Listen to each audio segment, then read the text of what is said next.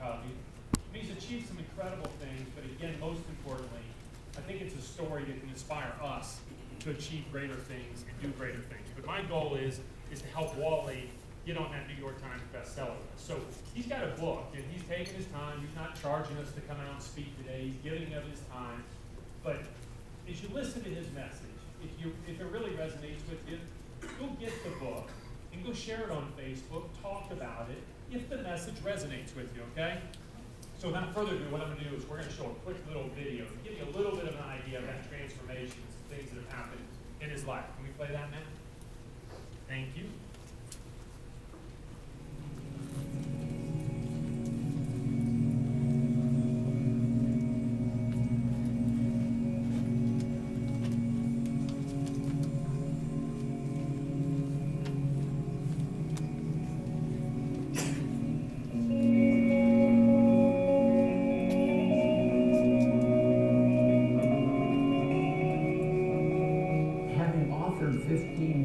And trained over 4 million people in the field of communication and sales, I can honestly say that adopting and accepting the prosperity mindset was critical to help me achieve my goals.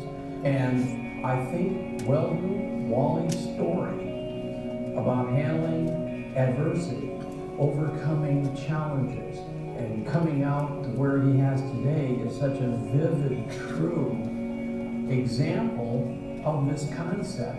If you look at Weldon's life, that's exactly what he's done. I just feel honored to share the stage with him, and not only do I consider him a very good friend, but I consider him someone that is going to have a life-changing effect on many people in this world, especially those that will take what he says seriously and apply it to their life. Over the last few years, I've had the opportunity to work with the biggest names in the business. Worked with the late Stephen R. Covey, that wrote the 7 Habits of Highly Effective People, the legendary sales trainer Tom Hopkins, the Napoleon Hill Foundation, Mark Victor Hansen, all these amazing, talented, just brilliant people. And, done national television programs. And the question is always the same. How did you do it? People seem so amazed that I went from this life of 20 years of homelessness, poverty, desperation, living on the streets, 13 years in prison, and somehow walked out to a homeless shelter, and within 5 years built an E5000 company, a life of amazing prosperity and sales success and business success. People are always so amazed. But what really amazes me is how many thousands of other people have used the same tools, the same system, the same steps that I did to create extraordinary careers, extraordinary lives of wealth and prosperity and success. And I think the reason that so many others, thousands, have had the same success that I've had is because the principles are so simple. Welcome, Weldon Long!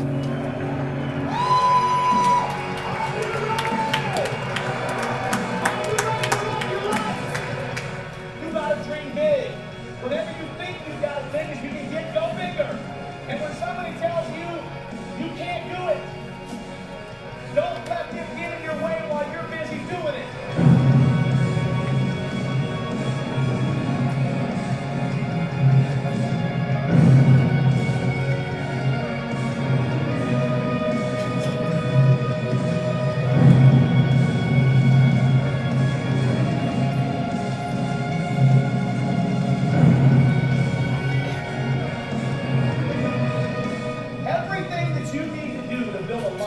Of wealth and prosperity. It's easy. It's just a little bit easier not to.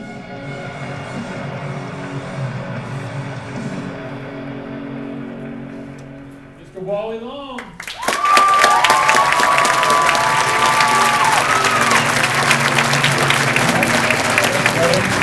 Thank you!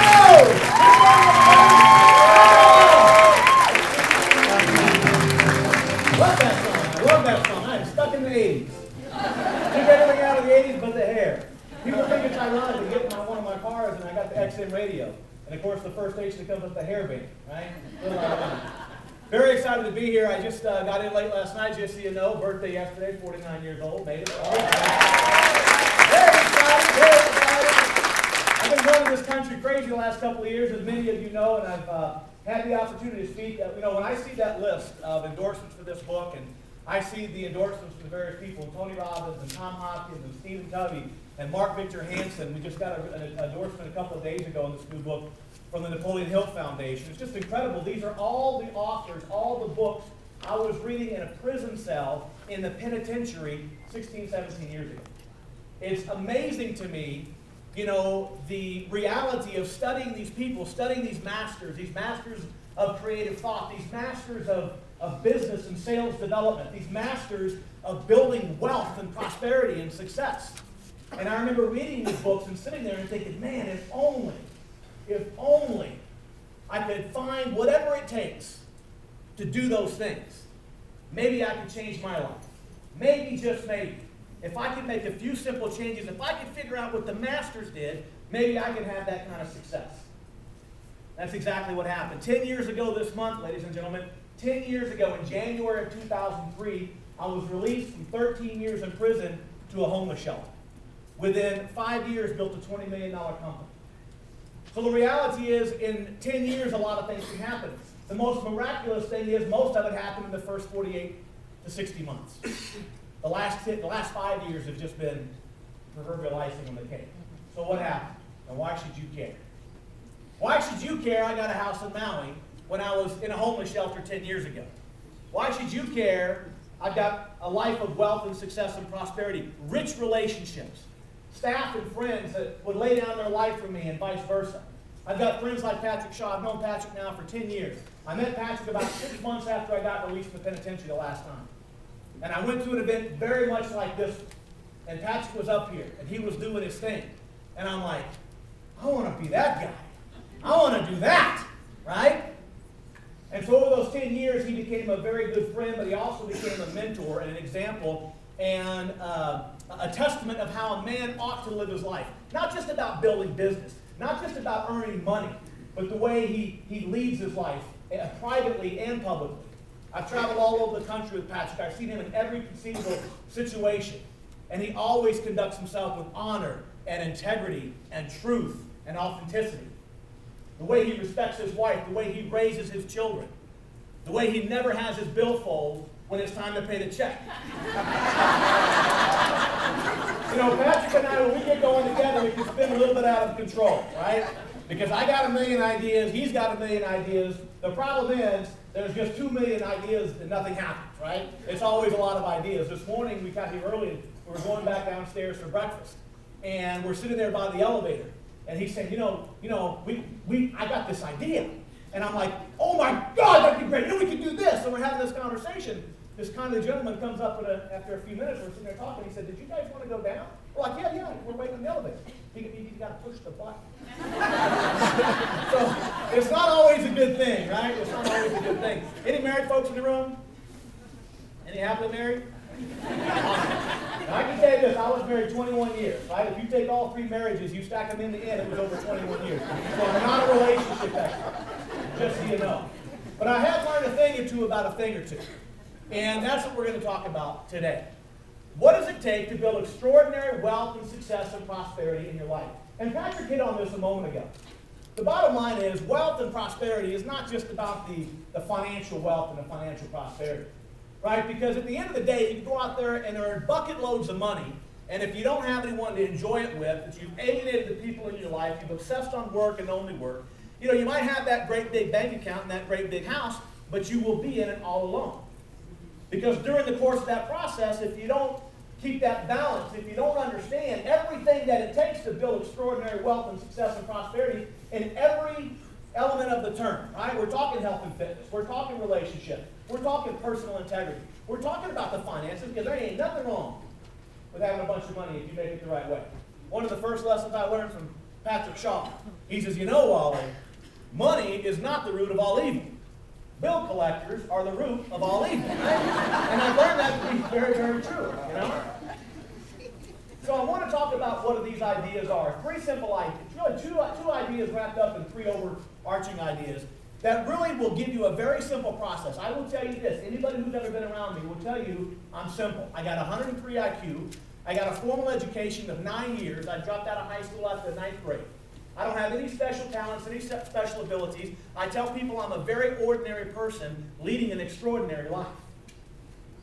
But I think it's true, the cliche that says, and by the way, cliches are cliches because they are true, right? That if I can do it, truly anybody can. There's really a couple of things that you need to create whatever you want in your life. And it's having a clear, specific vision of what you want and have a burning desire that you will see it through to the end no matter what. You know, mapping out a plan and following it to its end, as Emerson said, requires courage. A weak person can't do it. A frightened person can't do it. And the reality is you don't go through life on this planet, you don't get through life on this planet without getting your teeth kicked in, without getting a roundhouse to the head every now and then. People get divorced, people get sick, people go bankrupt. In a word, shit happens. The reality is, how well do you respond to that? How bad do you want it? Because I'm going to tell you something. If you've got something you want in your life and you want it this much, and you're willing to do it so long as it's not too big a pain in the butt, then you're probably not going to have it. You've got to want it this much. You've got to want it so much that it infects every cell of your body. It becomes a strand of your DNA. That's how bad you got to want it. People tell me all the time, oh, 13 years in prison must have been awful. Are you kidding me? The last 7 years are the most amazing years of my life. Why? Because I was a desperate man, and desperate men do desperate things. And I figured these things out, a few simple ideas, nothing complicated. If it was complicated, I couldn't do it. You know, I wish it were more complicated because I could charge more for it. I didn't realize we weren't getting paid today either, by the way.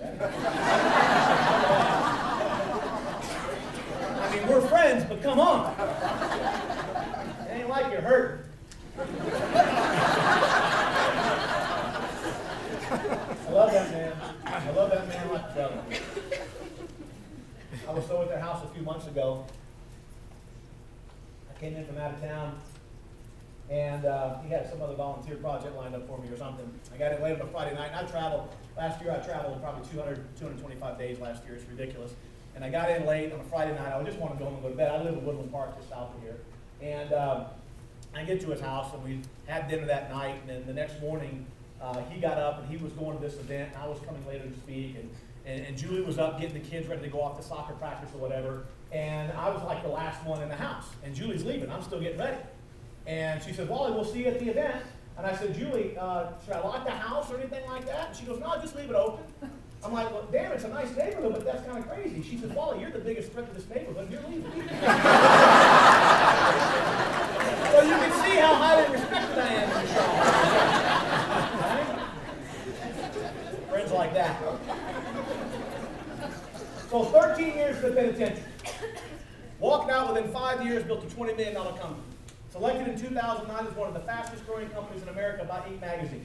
Writing the book, as Patrick mentioned, was selected as the best autobiography of the year. Writer's Digest also chose it for their best overall book of the year a couple of years ago. How's that possible? How's it possible? Why should you care? Because if I can do my job today, and I will, and I can communicate these ideas in a very simple, very effective manner, and you can take those ideas and you can implement them in your life, in your business, in your family, what do you suppose the results might be for you? Ends. Given the fact you probably already have a decent life going, right? You're not sitting in the penitentiary for 13 years with a 9th grade education, right? Just finding a job for me was a Herculean effort. It took months and months and months. So the reality is, wherever you're starting today, you're starting off a lot better than I was. From 1987 until 2003, out of those 15 years, 13 of them in the penitentiary. And yet walking out to a homeless shelter 10 years ago this month and have the extraordinary amount of success. As I mentioned in the promo video, there's nothing complicated to it. The problem is, it's just always a little bit easier not to do the simple things we have to do. So what does it take? What does it take to build massive success and prosperity in your life? It takes 3 simple things. And the problem is, in most cases, you may have one of them, but without the other 2, you're going to be lost. If I gave you a puzzle, there were 3 pieces to that puzzle, and I only gave you one of them. And I said, now go out there and get it done. But you were missing 2 pieces. How successful would you be? Would it help if you were working 70 hours a week like a madman or a madwoman? No, if you're missing pieces, you're missing pieces. Would it help if you got angry and frustrated and scared and tired? Would it matter? No, because you're missing 2 of the pieces. You got to have 3 simple components. if you want to build massive transformational wealth, success, and prosperity in your life. 3 simple ideas. Number 1, you got to have a vehicle or a system. I'll just put a VS right there. You got to have a means to get where you want to go. We're going to hear from the great Mark Jackson this afternoon.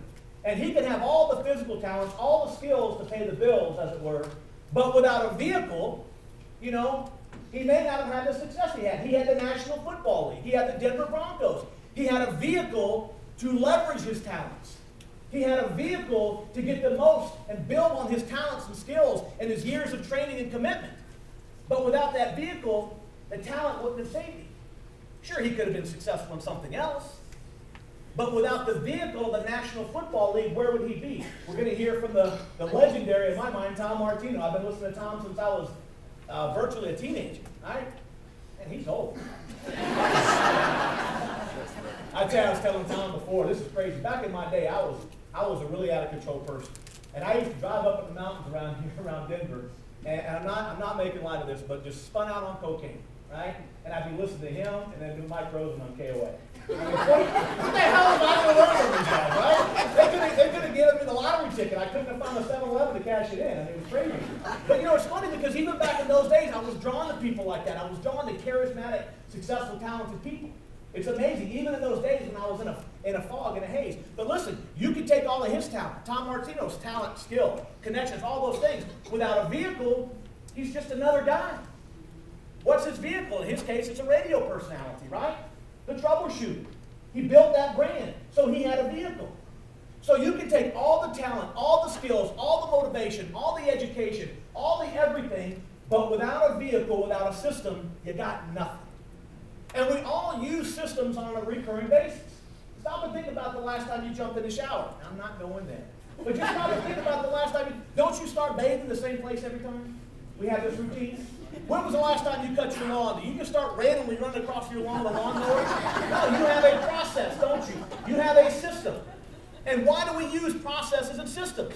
Because they deliver consistent results. Consistent activities, the power of consistency. Consistent activities produce consistent results.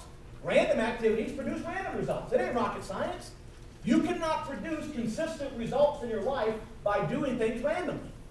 You got to figure out the things that you have to do, and then you got to do them over and over and over. The simple little things that seem, really mundane and insignificant analyzed on their own, but you got to string a bunch of those things together. That's the power of consistency. The power of consistency stands for a very simple proposition. It is designed to defy the conundrum of human nature. And the conundrum of human nature is very simple. How many of you have a pretty good idea of what you would like to achieve in life? Financially, relationships, your home. You have a pretty good idea. All right? Don't make me pull a Patrick Shaw on you. I want to see the hand. All right? How many of you have a decent idea of what you can do to get there? You got a pretty good idea. Right? How many of you are doing those things every single day? See how many few hands go up? This is the conundrum of human nature. We know what we want. We know how to get there. We just don't do it. Because you're missing 2 parts of the puzzle.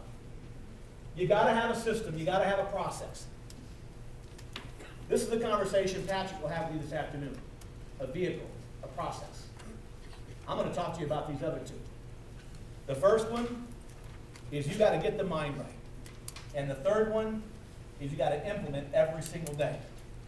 Let me ask you a question. If you got a process and you're doing the right things, you have the right mindset and you're thinking the right things, what are the odds you're going to create the right things?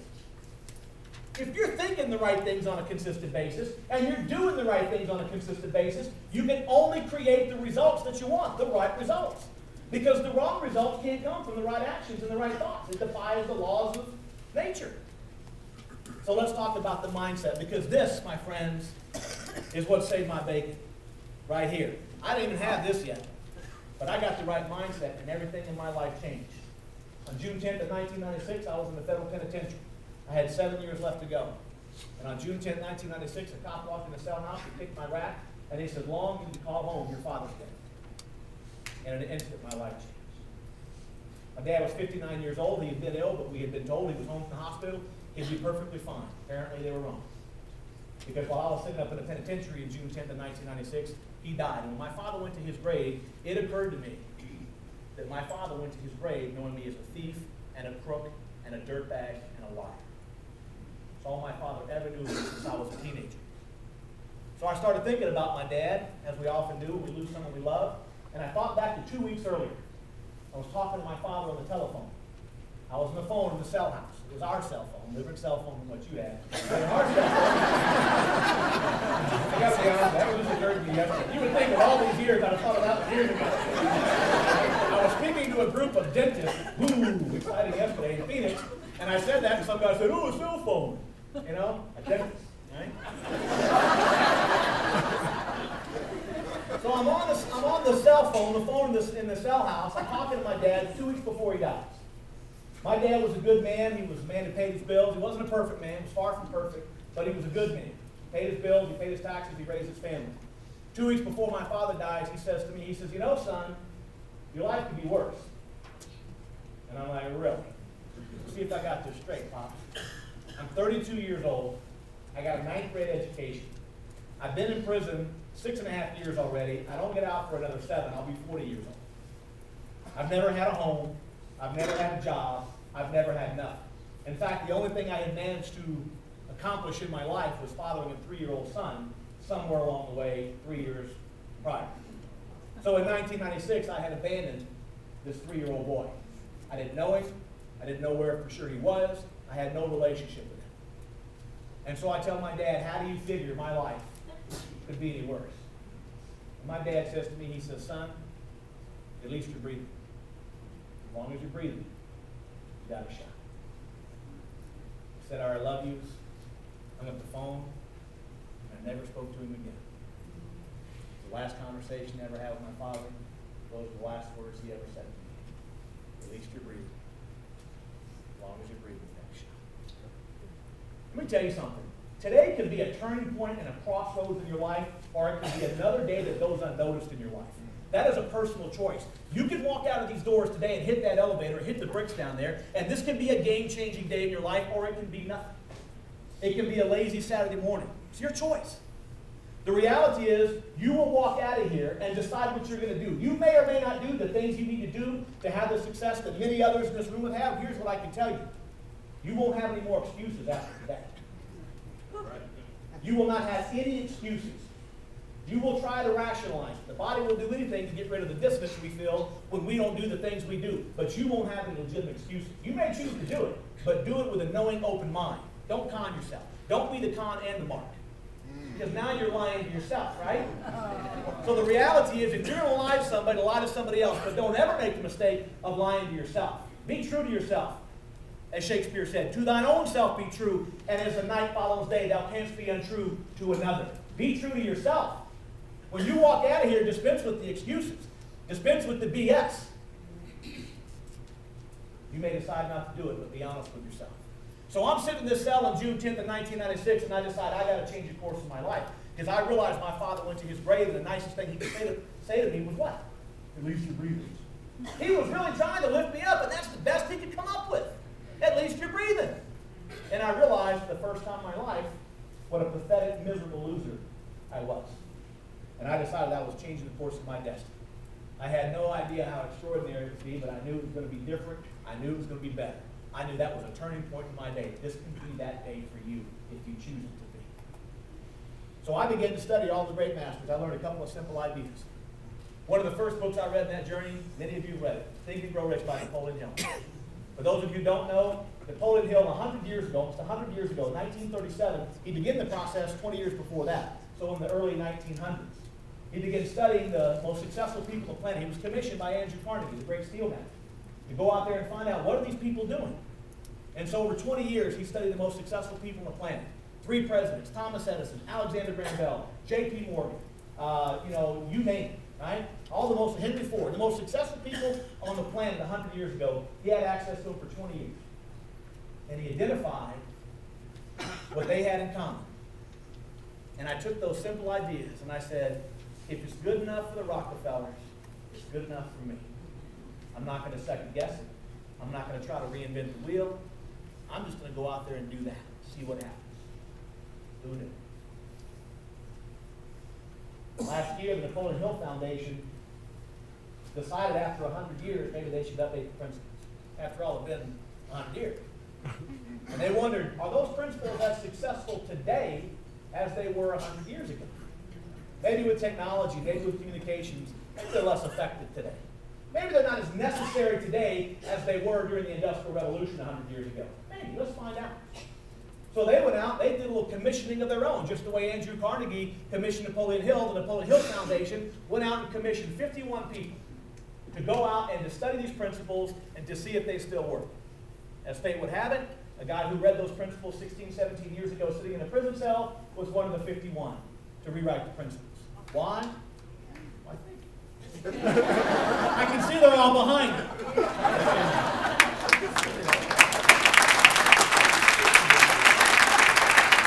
But the reality is that I know a thing or two about a thing or two. The book that changed my life, the foundation, came back to me now and said, hey, help us redo it. I got to do it with Tom Hopkins, the legendary sales trainer, and Mark Victor Hansen, that wrote the Chicken Soup books. 500 million Chicken Soup books, by the way. First 20 publishers he went to said it'll never work. 500 million, that's 500 million books, right? It's incredible. So the bottom line is, what are the principles? Two simple principles Napoleon Hill talked about in the very first chapter of Think and Grow Rich, and that's what I'm going to talk about in our limited time together. Two simple principles. Napoleon Hill starts that book, many of you should be familiar with it. Thoughts are things. Thoughts are things, right? And when you take these thoughts, you combine them with two things. A definiteness of purpose and a burning desire, and you can create anything. Knowing what you want and getting it wrapped around the strands of your DNA like a new strand. When you want it that bad, there's nothing that can hold you back. There's nothing that can slow you down. There's no adversity that will stop you. There's no challenge you cannot overcome if you know exactly where you're going, and it's a burning desire. Think about a burning desire. How bad do you got to want something for a burning desire? How often do you go through the course of your life and say, yeah, okay, yeah, it's cool. Yeah. Is that a burning desire? No, a burning desire is being obnoxious. A burning desire is having a laser focus. This is what I'm going after. Here's what I got to do to get it. And there ain't nothing going to stop me. So I decided I need to get clear on what I wanted in my life. Sitting up in a penitentiary, a 32-year-old loser, high school dropout, 3-time convicted felon. I decided at 32 years old after my father died, I better get clear about where I wanted to go. And here's what I figured out. I want you to think about how absurd this is. If anybody had been sitting in my cell, anybody in this room today had been sitting in my cell and read what I was going to get focused on, you would have said, I'm a madman. Be reasonable, Wally. Good Lord, if you just get out and stay out and make $10 an hour and get an apartment, that would be considered a success considering where you've been. But I wasn't settling for mediocrity. I wasn't letting anybody lower my bar. I'm trying to do some amazing things, and I started outlining it. I got clarity of purpose. I got definiteness of purpose in 1996. I'm an awesome father to my son. Was that true at the time? Like the old dolphin says, right? I'm an educated man. Had a 9th grade education. Crazy man thinking I'm going to have these things. 32 years old, 3-time loser. I own a beautiful mountain home. They never had a home anywhere. I'm a successful businessman, writer, and public speaker. Doesn't seem crazy today, but trust me, 16, 17 years ago up in the penitentiary, it seemed a bit odd. I'm writing a book on the beaches of Maui. I thought Maui was in the other ocean. I thought it was Atlantic Ocean. I didn't know. I was reading a book from Wayne Dyer that talks about Maui. I'm like, damn, Maui sounds nice and warm. And as long as I'm going out there, I should write a book like Wayne Dyer did. He lives on Maui and writes his books there. And as long as I'm going to write a book, I need a place to live. I'm wealthy beyond my wildest dreams, making 50 cents a day up in the penitentiary. Really? I have an honest, trustworthy, and beautiful wife. Let it suffice to say, some of these take longer than that. I'm a man of character, honor, and integrity. Folks, I had a better chance to get struck by lightning, hit by a truck, and playing football with Mark Jackson than I did if these things happened, right? But guess what? Everything on this list came to pass within 60 months of walking out to a homeless shelter in January of 2003. I went out there and I got 3-year-old boy who was 10 years old. I got custody of him. I raised him. He's 20 years old today. I'll share a little more about him a little bit later when I finish up here. But he's 20 years old. He's going to school right here at CU Denver. And he's an extraordinary young man. Been through a lot, this boy, right? Went back, got my GED, got a bachelor's degree, got a master's degree in business, became an educated man, earned millions of dollars, got beautiful homes in Colorado, a beautiful home on the beaches of Maui, 5 miles down the road from Wayne Dyer. Everything on this list came to pass within about 60 months. That's the power of definiteness of purpose and a burning desire. Because I'm going to tell you something. Have you ever had the experience where you leave your job and you drive across town to your house, and as you're driving across town, you're on the phone to your kids, you're talking to clients, you're talking to your boss, you're eating a sandwich, and you got the radio going, and you're turning left here and turning right here and weaving through traffic. You never once consciously think about these things, do you? You don't have to. And next thing happens, you pull up in your driveway, right where you wanted to be, without ever a conscious thought. Now ask yourself, y'all, anybody had that experience? Yeah. Okay? Then you're right, they will not raise their hand. They'll say, yeah, but they didn't raise their hand. So the bottom line is that we've all had that experience. But let me ask you a question. The first time you went to that house, could you go there without a conscious thought? Could you go there without thinking about it consciously? Of course not. You had to have a GPS or a realtor or something to get you there. But what happened over time as you programmed the directions from where you are at your office to your home, and you program those directions, what happens? It goes from your conscious thought where? To our subconscious thought. It becomes second nature. Now you can do it automatically, right? You can do that with anything in your life. Figure out where you are, program in the directions where you want to go, and let the subconscious mind take care of the rest. It will find a way. We don't have time. This thing would take 2 days, and we do 2-day programs explaining the reticular activating system and how it draws things towards you that you're subconsciously focused on. But let it suffice to say today that if you decide where you are, where you want to go, and program in those directions, how do you program the directions? Definiteness of purpose and a burning desire. And then just go about your business. And one day you'll pull right up in to your driveway. On that driveway will be that new income goal, that new business goal, that new family goal, whatever it is.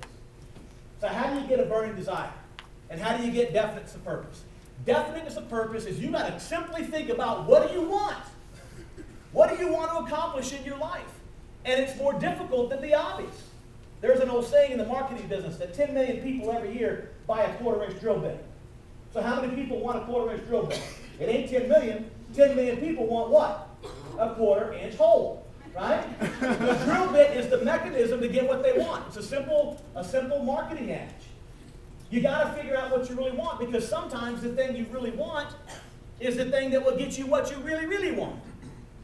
I had a guy one time tell me he wanted to make $100,000 a year. I said, why is that? He said, so I can get out of debt. I said, why do you want to get out of debt? He said, so I can buy me a house. I said, what's the big deal without a house? I didn't have one until I was 39 years old. He goes, well, if I get me a house, I can get me a wife and a family. What do you think really drove that person? Wife and family. You got to dig. Figure out what you want, but then go to the next level. What would I get from that? What would I get from that? Eventually, you'll hit pay dirt. Dr. Stephen R. Covey, who wrote The 7 Habits of Highly Effective People, Patrick mentioned, I was honored to speak with him. He actually endorsed the new book right just before he passed away, and had the honor to speak with him just before he died, obviously. And an extraordinary man, extraordinary generous man to a guy like me who just read his book in himself, but he read the story, he called me one day, just incredibly, just ridiculous, the whole thing. But he used to say that, imagine yourself going to a funeral. And you walk in that funeral, and you look in the casket to pay your respects, and it's your funeral. You're in the box. What do you want your family to say, your coworkers? What do you want your friends to say, your children? What do you want them to say? And then I'll take it a step further, because Dr. Covey was a lot more polite and sophisticated than me. The bottom line is, as many of you know, I'm one part hug and one part thug, right? So there's a lot of hug that goes on, but there's a little bit of thug. And sometimes you need some thug. Right? And sometimes you got to be a grizzly bear, and sometimes you got to be a teddy bear. I try to be a balance, right? You can ask them if that's true or not.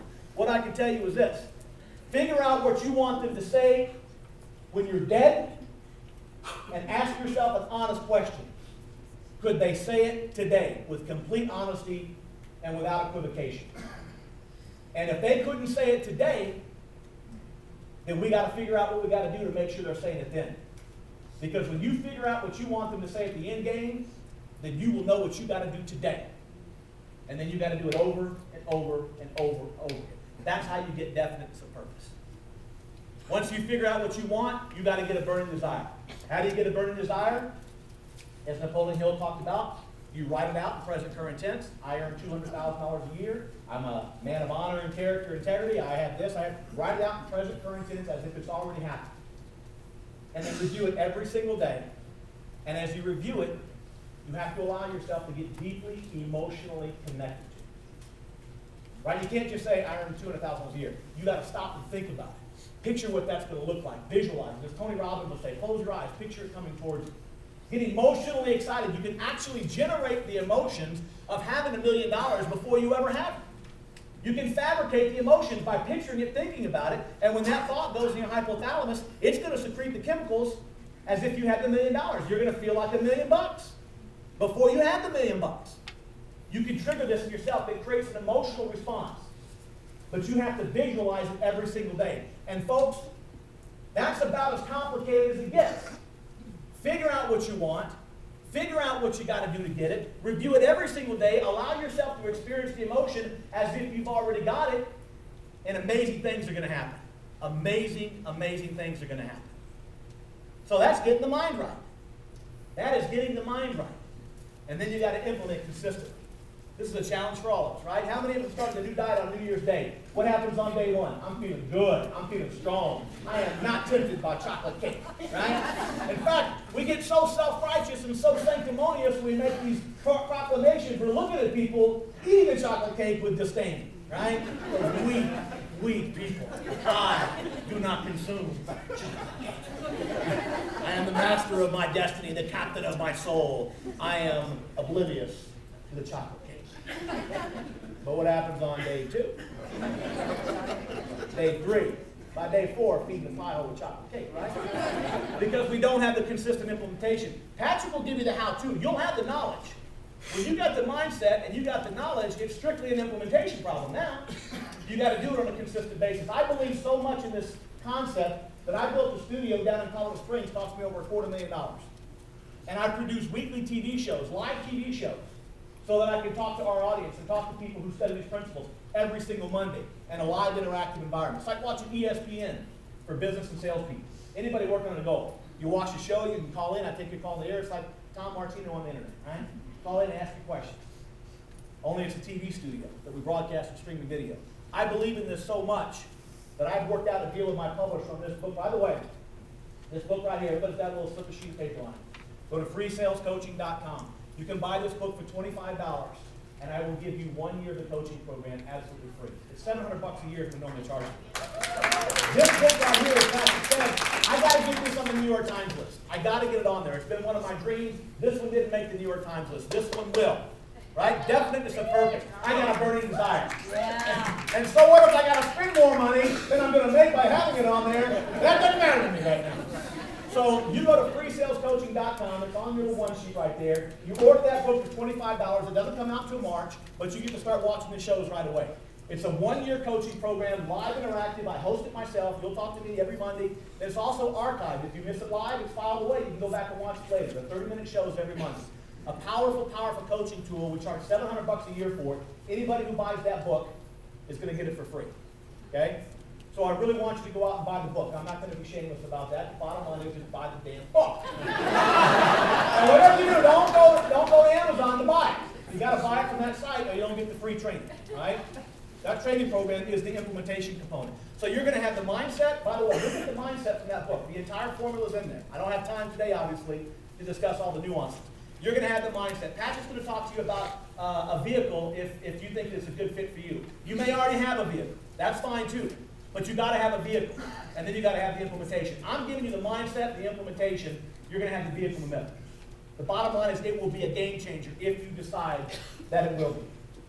I want to talk to you one final little thought before I got to run here. And that is, how bad do you have to want something? Really, really bad. Yeah. Really, really bad. Really, really. Isn't that like redundant? It's like the Department of Redundancy Department. It's like, I'm going to go forever and ever and ever. Once you get the first forever, you're pretty much good to go. Right? I want to talk to you about how bad you got to want. The first thing on my list, and by the way, that list I wrote out on a sheet of paper, and I stuck it on my cell wall with toothpaste. And I spent the next 7 years obsessing, getting a burning desire to have those things. Every single morning in my cell, I would review those things. Right? It was not easy. I was not in an environment conducive to learning. Let's leave it at that. Bottom line is I had that on there. The first thing on that list is I'm an awesome father to my son, because I had abandoned a 3-year-old boy. Well, I got out 7 years later. He was 10 years old, and I got him. And I raised him every single day. I wasn't separated from him until he went off to college, which was 2 years ago when he was going to school here, started school here in Denver. And I didn't think much about the whole thing with taking my kid off to college. What's the big deal? I wanted to be a grown man, right? Until we got to college. We get to the college, we walk into the dorm, and they check him off a list, and they said, young man, mandatory housing meeting, 3 o'clock. And I'm like, yes, ma'am, we'll be there. She said, no. We want the kids at 3 o'clock. No parents. And suddenly it hits me that at 3 o'clock, he's not my little guy anymore. And I start getting a little bit emotional. Man, 3 o'clock, and it's over. 3 o'clock is all of a sudden it's like, it's like D-Day, right? So I turned to my son and I said, son, not everybody's college material. I know we're here, but you've been saying you want to take a year off, and I demand you go right off to college, but maybe I should rethink myself. We went off to Target, we got everything needed for his dorm, we come back, we set it up. We go off to lunch. It's me and him and his little girlfriend. And the 3 of us are at the Tivoli down here. The old Tivoli is a student center now for CU Denver and Metro. And we're having lunch there. And I'm watching my kid eat his sandwich with his little girlfriend. They're giggling and laughing. It's just, it's innocence. It's beautiful. And I'm sitting there watching these kids. And suddenly it hits me that this was the vision I had 15 years earlier in a prison cell when he was 3 years old. And I'm experiencing this moment. I'm like, holy freaking Toledo. This is just like I thought it would be. So I'm sitting there and I just want time to stand still. Finally, about 2:30, my son says to me, my 18-year-old son, he says, Dad, we got to go. I got that 3 o'clock. I said, when the hell have you ever been on time in your life? You tell me we got to be there at 3 o'clock. You sit there, shut up, and eat your sandwich, and let me enjoy it. My boy says to me, he says, Dad, what's the matter with you today? I said, son, I knew this was a big day for you. I didn't realize what a big day it's going to be for me. Let me enjoy it. So he nibbled on a sandwich, watching me like he was a little bit afraid. And after a few more minutes, we got in the truck and drove back across campus, and we're sitting in front of the dorm. I get out of the driver's side, he gets out of his side. His girlfriend, Maddie, starts to get out of the back. And as she does, I turn to her, I said, baby, give me 2 more minutes. I just want 2 more minutes with that little boy before he goes off in the world. After that, he said, okay. So I walked in the back of the truck, met him, and I get behind the back of my truck. And it's beautiful, beautiful. He's got hair down to his ass, his pants are sagging deep. And over his boy line. And I look at it and I picture the 15 years since the moment I had that moment of clarity, right? And I realized this was the conclusion of that journey. Mission accomplished. Now it's a different journey for me and my son. I got to see him last night. He came out on my birthday, it was last night. He came out, he said, Dad, you want to go to dinner?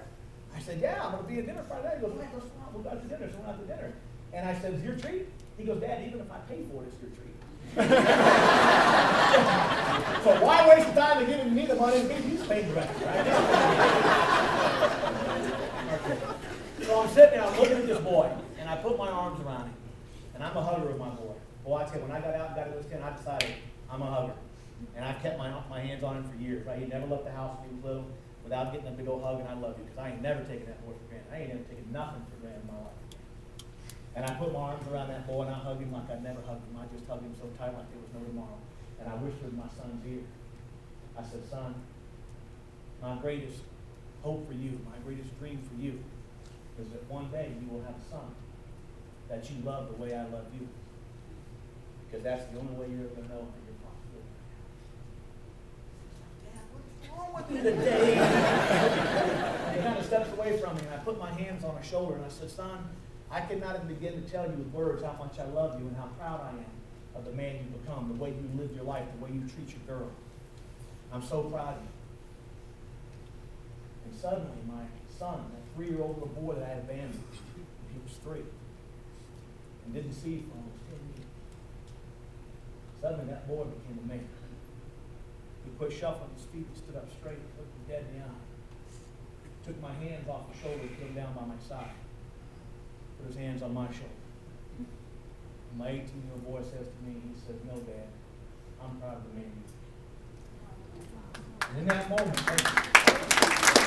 In that moment, with my son, it was beyond perfection. This is Maddie and Hunter on the bike here. I tell people, man, he's the one in the back of the bicycle. They're amazing youngsters. They're making good decisions. They've been together now 2 years. They're doing a lot of amazing things. But that moment with my son, it was beyond perfection. But the amazing thing about that moment is the way it felt, the mutual respect and mutual love between me and my 18-year-old boy, the relationship we had, the way that it felt was the same way it felt 15 years earlier when I was pretending in the cell. That's how bad you gotta want your dreams. You gotta want your dreams at a level that when you sit there and you review them every single day, you don't just read those words, you don't just think, oh, that would be nice. You have to let it become another strand of your DNA. You have to let it infect every cell of your body. You have to want it so bad that you will do whatever you gotta do, whenever you gotta do, however you gotta do it to get what you want. That is a burning desire. You gotta want it that bad. You cannot walk out of here and say, it'll be nice if it happens. You got to go out there and say, it's going to happen. It's already been brought in, right? You're going to go out there and do it. But you got to want it. You got to get clear on what you want, and you got to go out there and you got to do it on a consistent basis. And if you do those two things, success is not a possibility. Success is not a likelihood. Success is inevitable. If you know what you want, and you combine it with a burning desire. It was true 100 years ago when Napoleon Hill wrote about it. It was true last year when I rewrote those principles. It's true when it's in the power of consistency. Figure out what you want. Do the little things on a consistent basis, and I guarantee it, you will achieve the results. Thoreau said, advance confidently in the direction of your dreams. He didn't say mosey on towards your dreams when you get time, when you feel up to it. You have to advance confidently in the direction of your own dreams. Endeavor to live the life which you have imagined, and you will meet with success unexpected in common hours. Thank you so much. God bless you. Have a wonderful rest of the day.